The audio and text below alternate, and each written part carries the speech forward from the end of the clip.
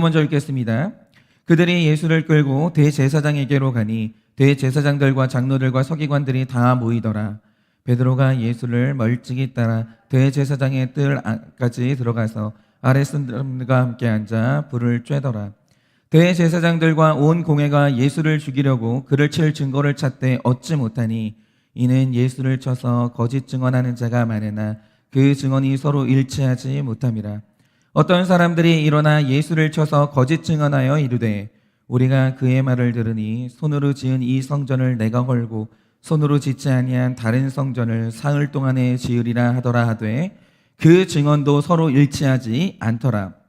대제사장이 가운데 일어서서 예수에게 물어 이르되 너는 아무 대답도 없느냐?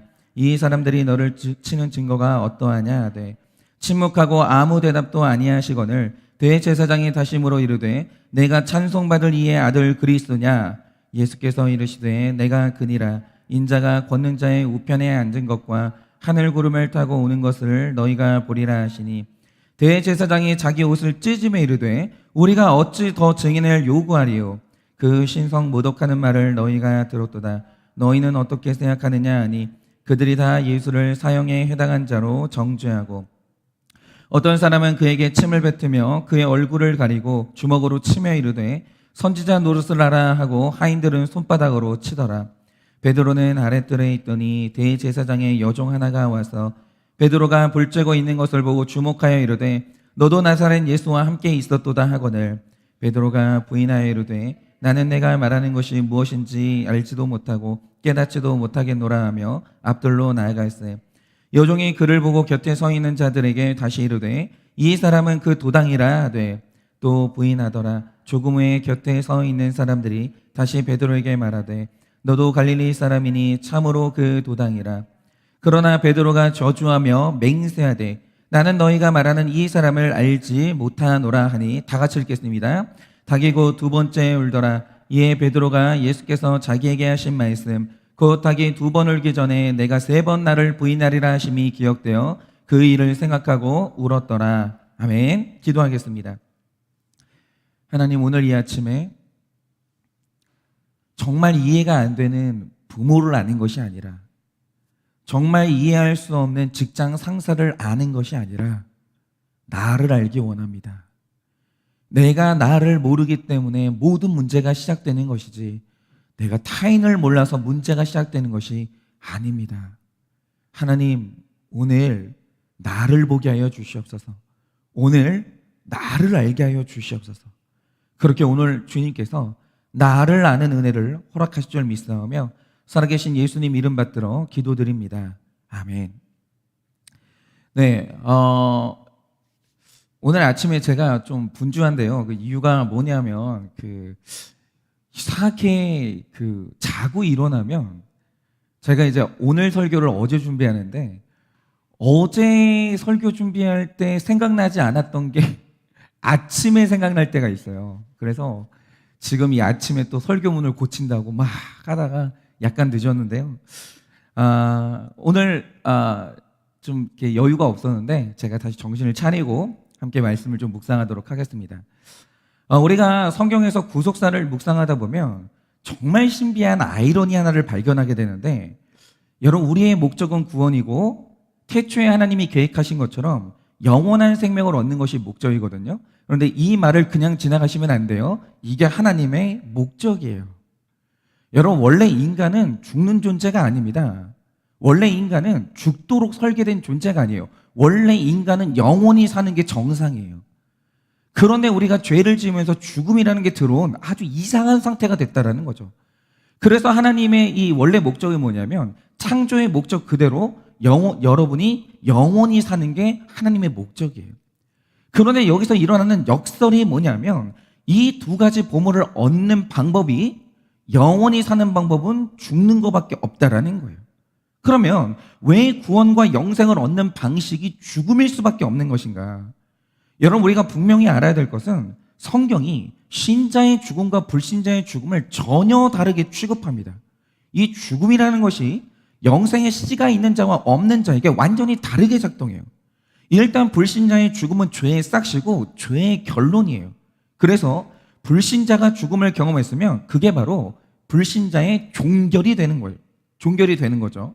그러니까 죽음 이후에 다른 게 없어요. 아예 없습니다. 그런데 이 말을 오해하시면 안 되는 게요. 제가 드리는 말씀은 불신자가 죽으면 죽은 다음에 그대로 소멸한다 이 뜻이 아니고요. 불신자가 죽으면 지옥에 가게 되는데 여러분 지옥의 본질이 뭡니까? 지옥은 그냥 고통받는 데가 아니에요. 여러분 지옥은 뭐냐면 어떤 사람이 사망했잖아요. 사망의 상태 그대로 영원히 사는 거예요. 그러니까 사람이 지옥에 가게 되면 용서받을 기회가 사망해요. 기회가 사망합니다. 구원받을 소망도 사망하고 죽은 상태 그대로 영원히 살아요. 이 절망이 지옥에서는 제일 힘든 거예요. 그러니까 저도 그렇고 여러분도 그렇고 그래서 지옥 가면 안 되는 겁니다. 그런데 신자의 죽음은 종결의 사건이 아니라 대전환의 분기점이에요. 죽음을 기점으로 신자는 변해요. 그러니까 이걸 설명하자면 우리가 가끔 산에 가면 땅을 기어다니는 애벌레를 보게 되거든요. 애벌레는 하늘을 소망할 수가 없어요. 팔이 있습니까? 뭐가 있습니까? 그러니까 애벌레는 몸통이 전부기 때문에 몸통으로 땅을 기면서 그렇게 사는 거 말고 방법이 없어요. 그런데 이 자연의 신비가 뭐냐? 이 애벌레가 어느 날 번데기 속으로 들어가요. 저는 이게 일종의 관이라고 생각하거든요. 죽은 사람이 들어가는 관이 번데기인데 번데기에 들어가는 순간 애벌레는 사망이에요. 애벌레가 번데기로 들어가는 순간 다시는 그 애벌레를 만날 수가 없어요. 이 땅에서 그 애벌레는 사라지는 거예요.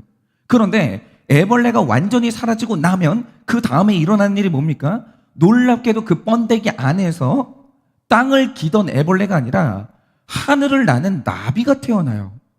땅의 존재가 하늘의 존재로 완전히 전환돼요. 그러니까 이 번데기라는 죽음의 공간이 애벌레에게는 죽음의 공간이긴 한데 애벌레에게 죽음은 끝이 아니라 이 죽음을 통해서 대전환이 일어나요. 땅을 기던 존재가 하늘을 나는 존재로 완전히 다른 존재로 재탄생하는 거죠. 그런데 사도 바울이 말하는 사람의 죽음이 이렇다라는 거예요. 사람의 죽음은 번데기예요. 우리가 말씀을 묵상하면서 이 하나님이 사람을 향해 가진 이 궁극적인 목적의 깊이를 알아야 되는데요. 하나님은 우리에게 회복과 치유를 원하지 않으세요. 하나님이 우리에게 원하시는 것은 부활이에요. 내 이 상태가 좀 더 지속되는 게 아니라 아예 다른 부활을 하기 원하시는 거죠. 또 하나님이 우리에게 원하시는 것은 변화가 아니라 아예 다시 태어나는 거예요. 거듭남. 여러분 하나님은 우리가 더 나은 존재가 되기를 원하시는 게 아니라 아예 다른 존재가 되기를 원하십니다. 그런데 썩어질 사람이 썩지 않은 부활의 사람이 되고 죽어야 될 사람이 영생하는 완전히 다른 존재로 태어난다고 할 때 그걸 가능하게 하는 유일한 방법이 뭐냐? 그건 죽음밖에 없어요. 그런데 왜 죽음이 답이겠습니까?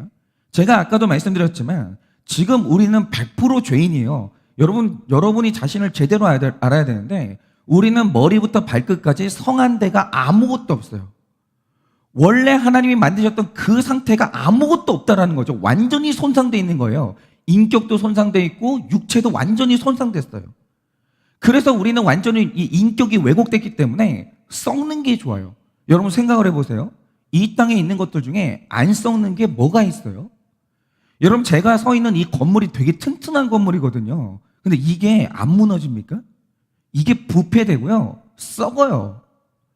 여러분 이 세상에 안 썩는 게 아무것도 없어요. 근데 우리가 썩는 거 좋아해요. 그거 이상하죠? 안 썩는 걸 좋아하는 게 아니라 썩는 걸 좋아한다라는 거죠. 그래서 우리는 하이에나처럼 그 콘돌처럼 죽은 것들, 썩는 것들을 좋아할 수밖에 없고 이 땅의 영향력을 벗어날 수가 없거든요. 그 인간의 인격이 왜곡된 거예요. 뭐가 굉장히 잘못된 거죠. 그런데 이런 죄인이 썩지 않는 영원한 것을 사모하고 거룩한 것을 즐거워하는 전혀 다른 존재가 된다라고 할 때 그 전에 애벌레 같은 죄인의 모습이 먼저 청산돼야 돼요. 지금 내 모습이 완전히 지워져야 된다는 거죠. 그런데 지금 내 정체성을 완전히 청산하는 유일한 방법이 뭐겠습니까? 그건 애벌레 같던 내 과거가 죽어야 돼요. 여러분 이 세상에 죽음보다 깨끗하고 죽음보다 완벽하게 그 존재를 지우는 방법은 없는 거예요. 죽음은 내 존재의 지워짐이에요. 그래야 다시 출발할 수 있는 겁니다. 그래서 누구든지 이 부활의 육체를 입으려면 한 번은 죽어서 죄악된 내 과거의 육체를 깨끗하게 청산하고 영원한 몸으로 다시 일어나야 해요. 그렇기 때문에 사도 바울은 신자에게 일어나는 죽음을 굉장히 긍정적인 사건이고 소망의 시작으로 본 거예요. 그러니까 신자는요, 죽음에 대한 관점이 완전히 바뀌어야 돼요. 신자에게 죽음은 좋은 거예요. 그래서 특별히 디모데후서 4장 6절에서 8절을 보면 이런 관점이 뚜렷하게 나타나는데, 이 디모데후서는 사도 바울이 로마에 2차로 투옥되었던 그때 죽음을 앞두고 쓴 글이거든요. 그 사도 바울이 자기 죽음에 대한 관점을 말해주는 거예요. 그런데 바울은 자기 죽음에 대해서 이렇게 말해줍니다. 한번 들어보세요. 전제와 같이 내가 벌써 부어지고 나의 떠날 시각이 가까웠도다. 나는 선한 싸움을 싸우고 나의 달려갈 길을 마치고 믿음을 지켰으니 이후로는 나를 위하여 의의 면류관이 예비되었으므로 라고 합니다. 그러니까 우리가 이 말씀을 생각 없이 읽으시면 안 돼요. 이 말씀의 핵심은 죽음의 기능이에요.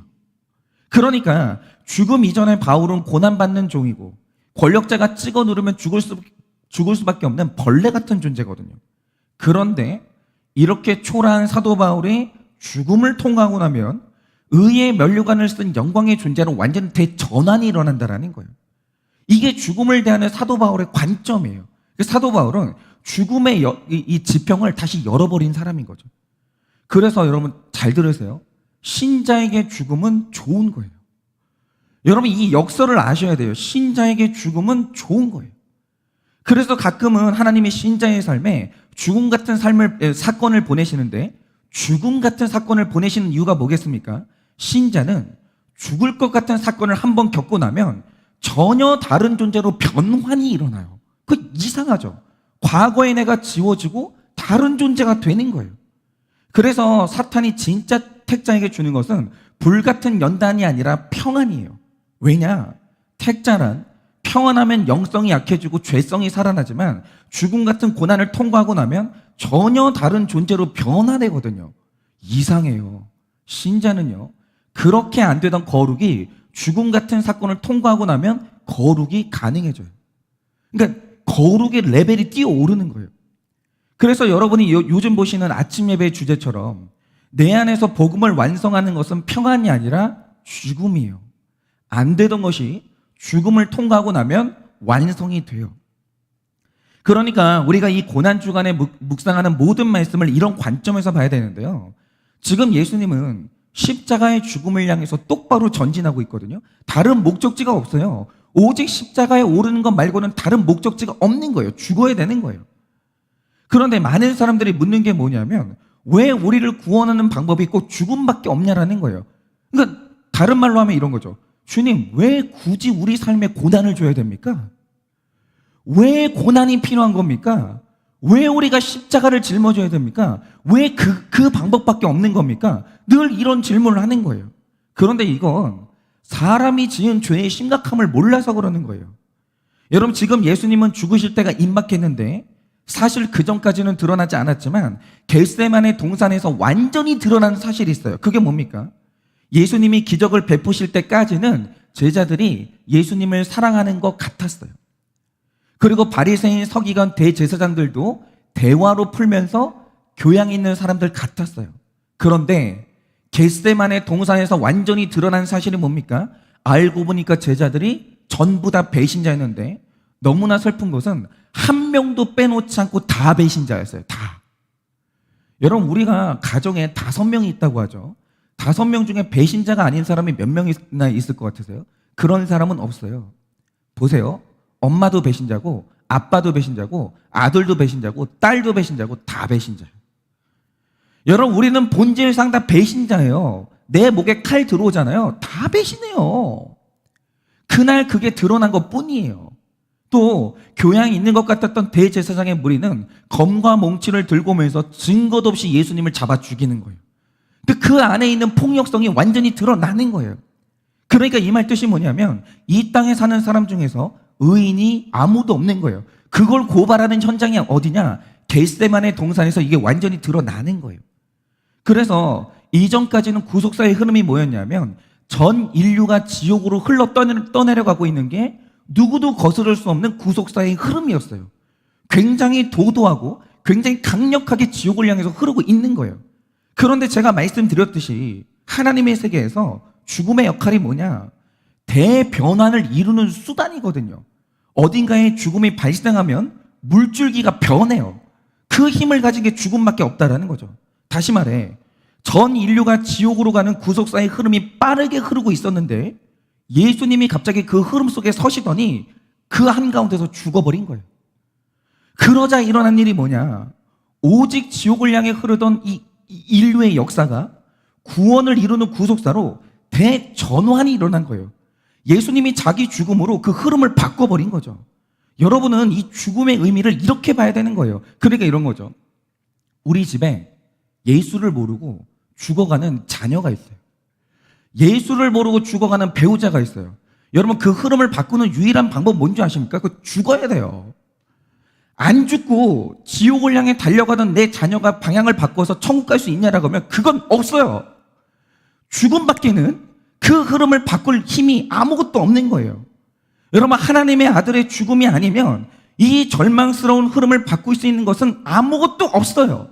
그러므로 만약에 내 자녀를 구원시키기 위해서 만약 내가 무릎 꿇고 용서를 구하는 것이 나의 죽음이다, 그거 적용해야 되는 거예요.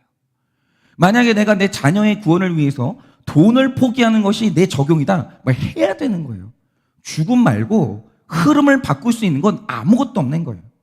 그래서 예수님의 죽음 이후로 이 죽음에 동참하는 사람은 구속사의 흐름 속으로 들어오는 것인데, 이 죽음을 거절하는 사람은 영원한 사망의 흐름 속으로 흘러 떠내려 가는 거예요. 방법은 없어요. 죽음밖에 없어요. 죽지 않고 이 흐름이 변할 수 있다고 생각하는 것 자체가 교만이에요. 그럴 수는 없는 거예요. 그래서 신자가 이 땅을 살아가는 날 동안 무엇보다 중요한 게 뭐냐? 날마다 죽는 거예요.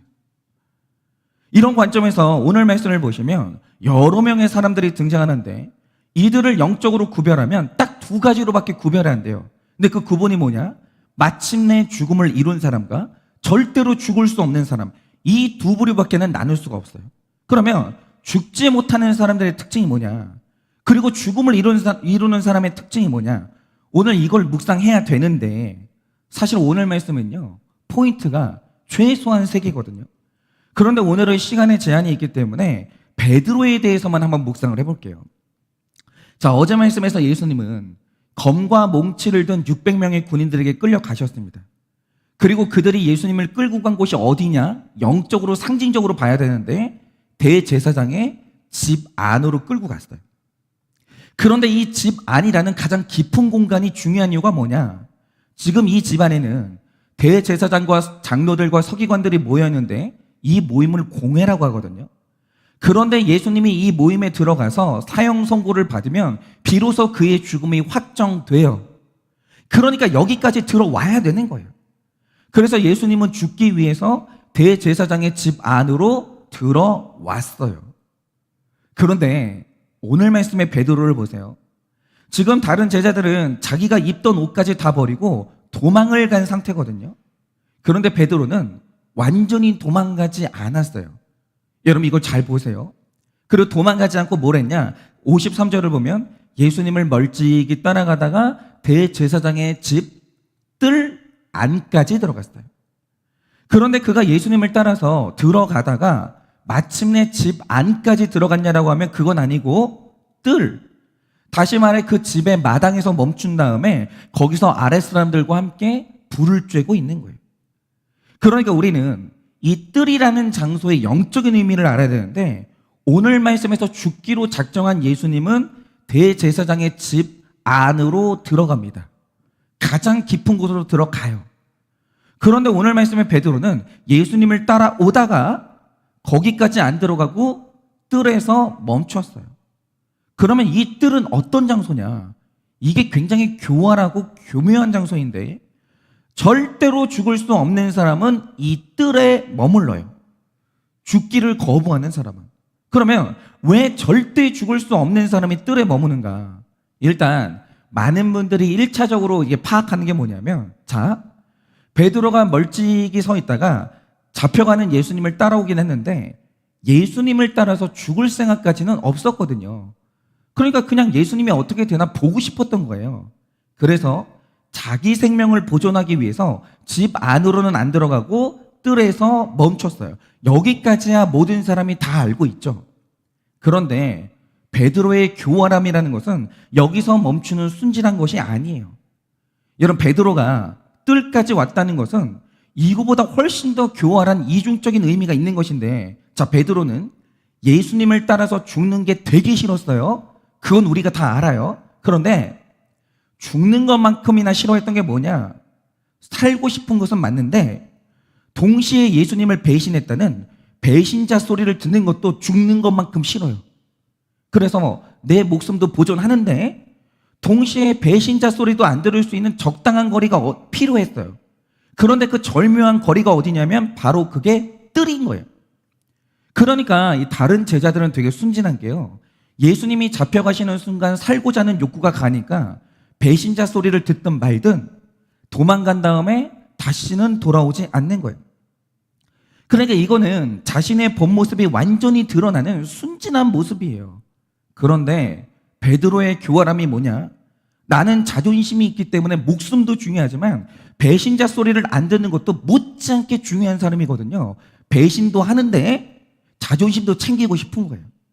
그러니까 대제사장의 뜰까지 따라온 다음에 하는 말이 뭐냐? 나는 너희들과 다르게 뜰까지는 따라갔어. 요러는 거예요. 그러니까 죄인이면 다 같은 죄인인데 아예 도망가는 죄인하고 뜰까지 따라가는 죄인하고 둘 중에 누가 더 사악하냐라고 하면 뜰까지 따라오는 베드로가 훨씬 더 사악한 거예요. 왜냐? 이걸 적용하자면 이런 거죠. 자, 어떤 사람이 불륜을 저지르는데 저는 그런 분들 많이 봤거든요. 사람들 앞에서 자기의 악함을 있는 그대로 드러내면서 불륜을 저지르는 분들이 있어요. 이거 악한 게 맞죠? 좋아요. 근데 제가 실제로 본 것 중에 개 중에 어떤 사람들이 있냐?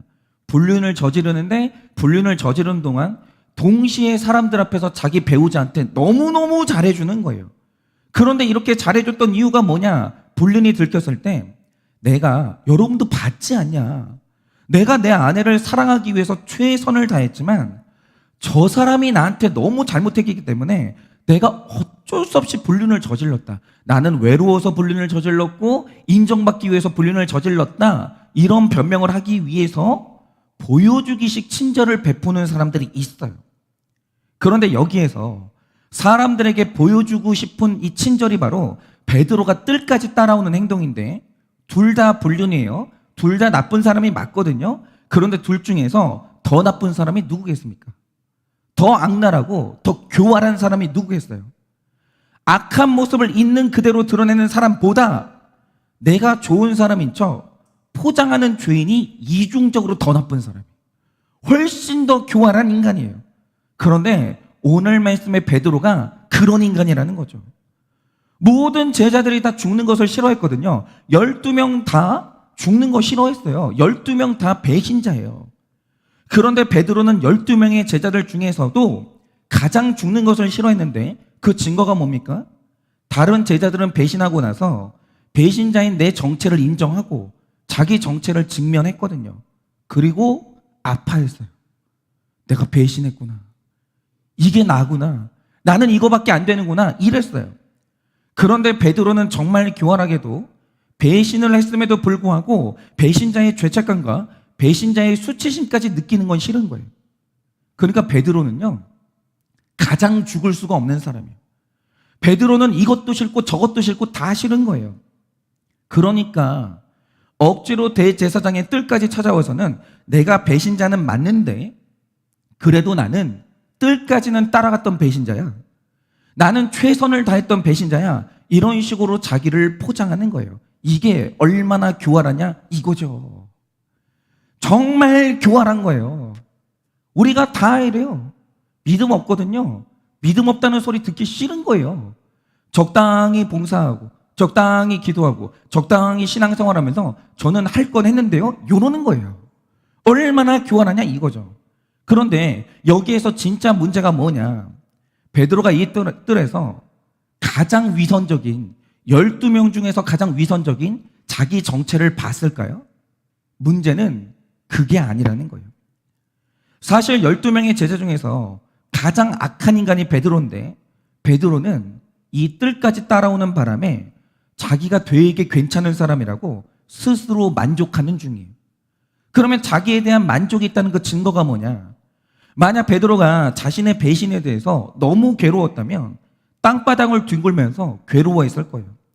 그런데 여러분, 지금 예수님은 그 안에서 침뱉음을 당하고 주먹으로 맞고 있거든요. 그런데 바깥에서 베드로가 뜰에서 뭐 하고 있습니까? 지금 종들과 함께 불을 쬐면서 자기 몸을 녹이는 거예요. 뜨뜻하다 이러고 있는 거예요. 이게 너무 여유 있는 모습인데 그가 이렇게 여유 있는 모습이 여유 있는 이유가 뭔지 아십니까? 이유는 두 가지인데 첫째, 내가 뜰에 있잖아요. 안전하거든요. 내가 안전하니까 여유가 있는 거예요. 죽을 일은 없겠다. 그리고 두 번째는 그래도 내가 배신자 소리는 안 듣겠지. 내가 12명 중에 제일 의리가 있지. 나는 할 만큼 했어. 이 생각이 드니까 여유 있게 불을 쬐고 있는 거예요. 그러니까 이 교활한 뜰에 서서 여유 있게 불을 쬐고 있다는 말의 뜻이 뭐냐? 베드로가요, 지금 자기에 대해서 되게 만족하는 거예요. 지금 자기 죄의 깊이에 대해서 전혀 모르는 거예요.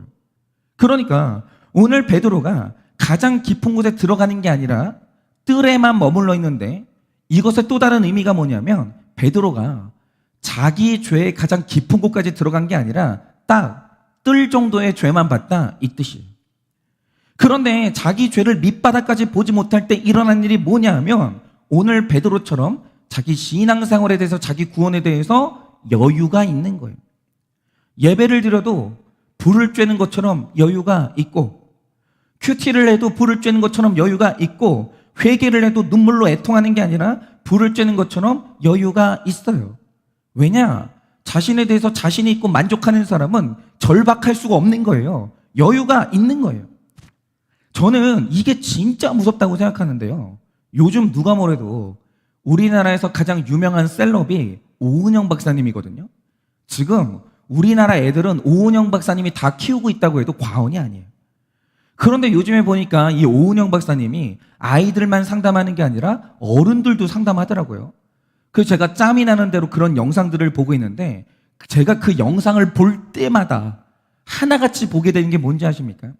최근에 이 어떤 분의 영상을 봤는데 이분의 사연이 그래요. 그분이 어떤 사람을 만나잖아요. 그러면 만난 다음에 그 사람에 대해서 기억을 전혀 못하는 거예요. 그러니까 한 번은 어떤 사람하고 소개팅을 했는데 그러고는 한 번 소개팅을 하고 두 번째로 만났거든요. 그런데 처음에 만났던 그 만남이 기억이 안 나는 거예요. 그러니까 두 번째 만났는데도 마치 처음 만나는 것처럼 상대했다는 거죠. 그런데 이렇게 될 때 일어나는 일이 뭐냐면 상대방은 내가 무시당했구나 이런 생각이 들면서 상처를 받는 거예요. 굉장히 심각한 문제잖아요. 그런데 이분이 이런 내 증상에 대해서 내린 결론이 뭐냐? 아, 내가 건망증이 심한가 보다. 이렇게 결론을 내린 거예요. 근데 이게 뭐냐면 이게 자신을 밑바닥까지 깊이 아는 게 아니라 대제사장의 뜰만큼만 아는 거예요. 왜 그러냐? 이분이 이런 상태에서 오은영 박사님을 만났거든요. 그런데 상담 끝에 나온 결론이 뭐냐면 이분이 조용한 ADHD라는 거예요. 그러니까 이게 주의력 결핍인데 우리가 생각하는 AD는 사방을 휘젓고 다니면서 시끄럽게 하는 AD가 있거든요. 그런데 이분은 시끄러운 AD가 아니고요. 조용한 AD라는 거예요. 다시 말해 이분이 사람을 만날 때 집중을 못해요. 그러니까 저 같은 사람이 이런 AD가 있으면 치명적인 거예요. 그러니까 저는 사람을 상담하면서 집중해야 되거든요. 그리고 그 사람의 하는 말 한마디도 놓치지 않고 전부 다 연결해야 돼요. 그래야 처방이 나오거든요.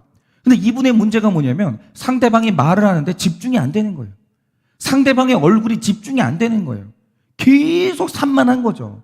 그러니까 만나고 난 다음에 내가 이 사람하고 어떤 대화를 했는지 이 사람이 누군지 기억을 못해요. 이건 질병이에요. 그러니까 이게 내가 건망증이 심한가 보다 이러고 지나갈 게 아니라 약을 먹고 치료를 받아야 되는 거예요. 여기까지 알아야 되는 거죠. 근데 중요한 게 뭐냐? 당사자가 자기 상태를 전혀 몰라요. 전혀 모르는 거예요. 그러니까 여유가 있는 거예요.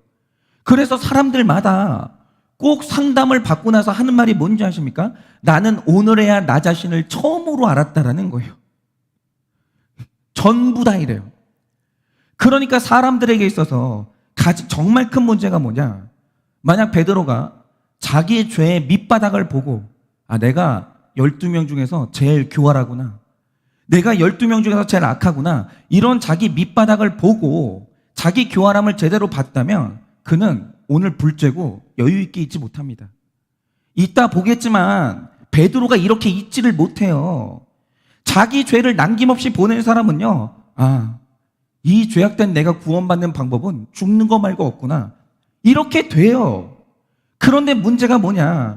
베드로가 자신에 대해서 대제사장의 뜰까지만 들어가니까, 겉핥기만 하고 있으니까 자기가 되게 괜찮은 사람 같은 거예요. 여러분, 사람들이 자존감이 낮다 하지만 그거 거짓말입니다. 인간은 기본적으로 자기 자신에 대해서 교만해요. 자기 실체보다 자기를 훨씬 더 좋은 사람으로 알고 있어요. 그래서 억울한 게 있고 변명이 있는 거예요. 그러니까 자기가 되게 괜찮은 사람으로 느껴지고, 내가 되게 괜찮은 사람처럼 느껴지면 내가 왜 죽어야 되는지 이해가 안 되고, 십자가가 남의 이야기로 들려요. 그러니까 십자가는 죄인을 위한 십자가거든요. 그런데 저 십자가가 내 십자가로 여겨지지 않는 이유가 뭐냐? 절박하지 않은 이유가 뭐냐? 내가 되게 괜찮은 사람인 거예요. 그 정도는 아닌 거예요. 근데 사람들이 다 그래요. 그래서 오늘 베드로가 대제사장의 뜰까지 온 다음에 내가 배신하긴 했지만 나는 너희하고 다른 배신자야. 나는 대제사장의 뜰까지 따라갔고 최선을 다했어. 이런 식으로 자기 자신에 대해서 심각하게 착각하면 베드로는 이대로 지옥에 가는 거예요. 다 그래요. 자기가 되게 괜찮은 사람인 줄 알아요. 그런데 여러분, 베드로는 택자고 천국에 가야 되는 사람이거든요. 그러니까 하나님께서 베드로에게 은혜를 주시는데, 오늘 베드로가 받은 최고의 은혜가 뭡니까? 그가 자기의 밑바닥을 본 거예요. 이거만큼 중요한 은혜가 없어요. 여러분이 66절부터 보시면 오늘 베드로를 구원하는 천사가 오거든요. 그 천사가 누굽니까? 베드로가 뜰까지는 따라온 자기 자신에 대해서 만족하면서 따뜻한 불을 쬐고 있었는데 갑자기 대제사장의 여종 하나가 찾아와요. 이 여종이 천사예요. 그런데 이 여종이 하는 말이 뭐냐? 너 내가 아는데 나사렛 예수와 함께 네가 있었도다, 이래요. 그런데 베드로는 예수님을 사랑해서 뜰까지 온 사람이 아니라 절대 죽을 수가 없어서 뜰까지 온 사람이거든요. 근데 내 정체가 들킨 거예요. 그러자 이 말을 듣고 보인 반응이 뭡니까?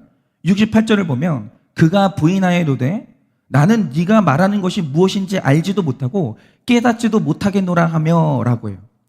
그러면서 어디로 가느냐? 더 바깥에 있는 앞들로 도망가요. 자기 정체가 드러나니까 더 바깥으로 도망가는 거예요. 그러니까 여기에서 베드로의 가면 하나가 벗겨졌죠.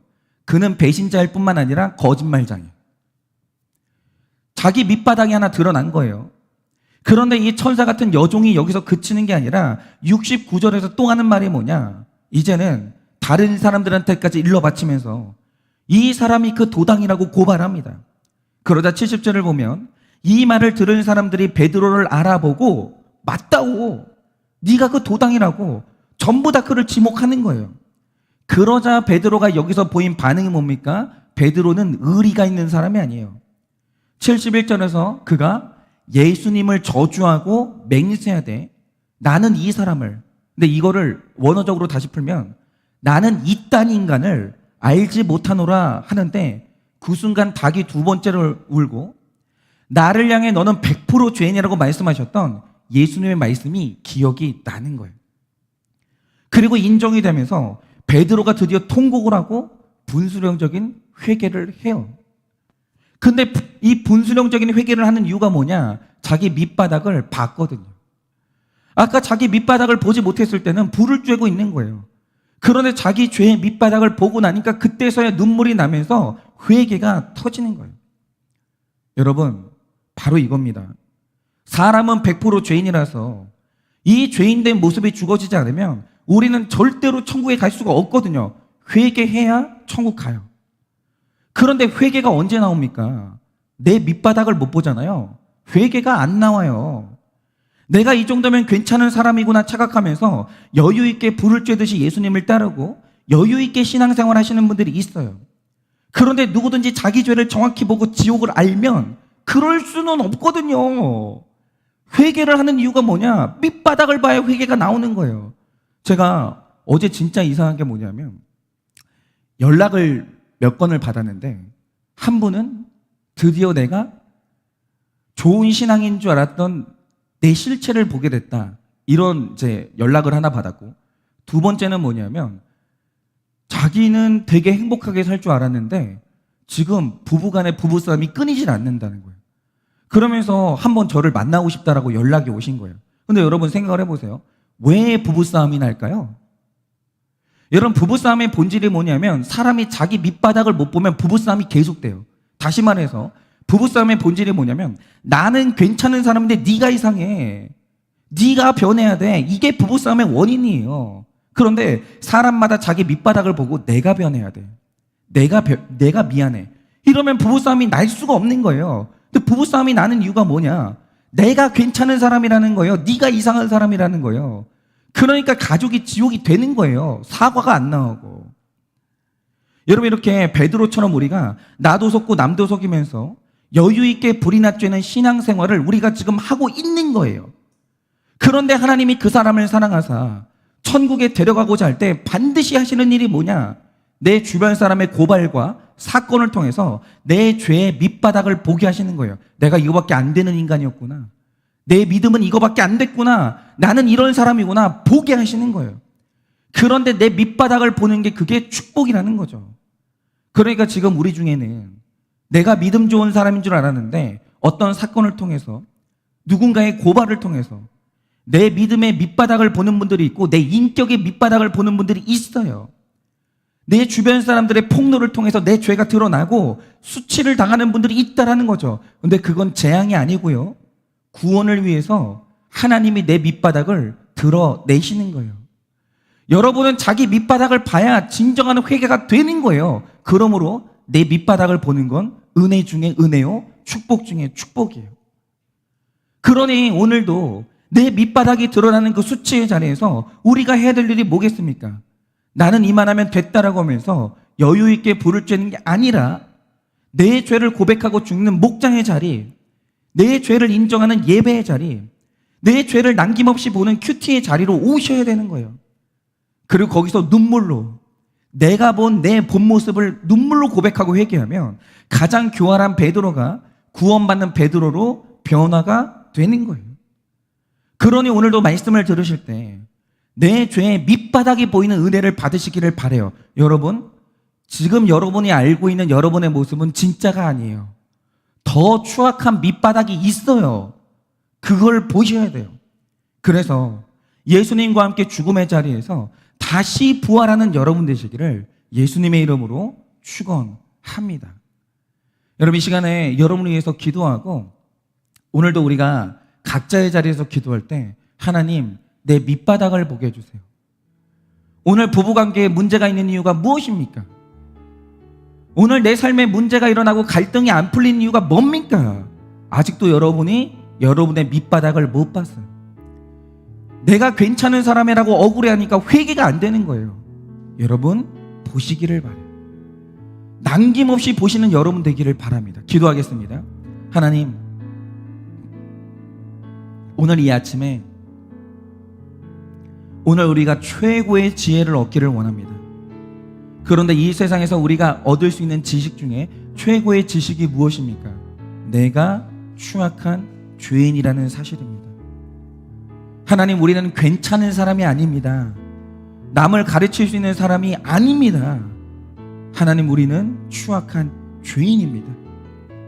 그러니 주님, 오늘 우리가 내 밑바닥을 보는 은혜가 있게 하여 주시고 오늘 예수 그리스도 앞에서 통회하고 눈물이 날 만큼 내 밑바닥을 보는 은혜가 있게 하여 주시옵소서. 남의 밑바닥이 아니라 내 밑바닥을 보게 돼요. 진실로 하나님 앞에 눈물로 통회하며 회개하고 다시 거듭나는 우리가 되기를 원하오니 주여, 우리의 밑바닥을 보게 하여 주시옵소서. 진짜 내 모습을 보게 하여 주시옵소서.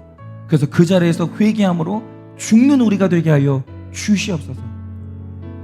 지금은 우리 주 예수 그리스도의 은혜와 하나님 아버지의 그 크신 사랑과 성령님의 위로하시고 교통하여 주시는 그 역사하심이 나 자신에 대해서 뜰까지만 아는 것이 아니라 가장 기쁜 추악한 내 모습을 깨달아 오늘도 눈물로 회개하며 다시 태어나기를 원하는 여기 모인 모든 성도들의 머리 위에, 지금도 직장으로 가정에서 그리고 학교로 나아가고 있는 모든 성도들의 머리 위에 지금으로부터 영원 무궁토록 함께 있을지어다.